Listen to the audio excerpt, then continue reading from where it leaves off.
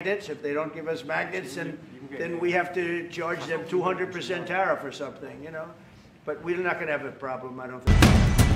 দ্বিতীয় মেয়াদে হোয়াইট হাউসে বসে বিভিন্ন দেশের খনিজ সম্পদ নিয়ে বিশেষ আগ্রহ দেখাচ্ছেন মার্কিন প্রেসিডেন্ট ডোনাল্ড ট্রাম্প। ইউক্রেন ও গ্রিনল্যান্ডের বিরল খনিজের নিয়ন্ত্রণ পেতে রীতিমতো জোর জবরদস্তি চালিয়েছেন তিনি। আর এবার খনিজের জন্য ট্রাম্প আরেক পরাশক্তি দেশ চীনকে।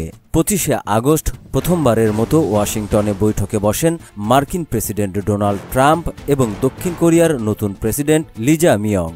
বৈঠকের মাঝে চীনকে কড়া ভাষায় হুমকি দেন ট্রাম্প।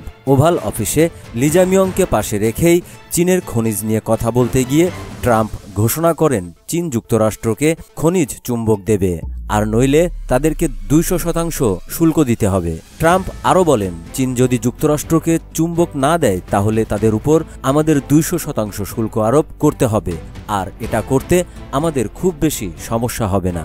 চীন খুবই বুদ্ধিমত্তার সাথে বিশ্বের চুম্বকের একচেটিয়া নিয়ন্ত্রণ নিয়েছে, কিন্তু আমাদের অনেক শক্তিশালী জিনিস আছে, তা হলো শুল্ক।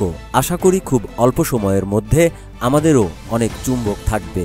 ট্রাম্পের এমন মন্তব্যের পর নতুন করে আলোচনায় এসেছে চীনের খনিজ চুম্বক। প্রশ্ন উঠছে, কেন চীনের চুম্বক নিয়ে এত আগ্রহ দেখাচ্ছেন ট্রাম্প? নাকি এই একটি জায়গায় চীনের সাথে পেরে উঠতে ব্যর্থ হচ্ছেন তিনি?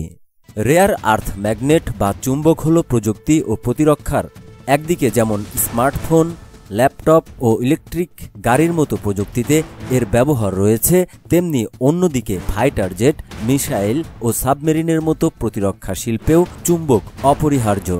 এক কথায় সবচেয়ে কৌশলগত প্রযুক্তি ও প্রতিরক্ষা খাত এই চুম্বকের উপরই নির্ভরশীল। কিন্তু বিশ্বে রেয়ার আর্থ ম্যাগনেট উৎপাদনের প্রায় 90% বাজারই চীনের হাতে।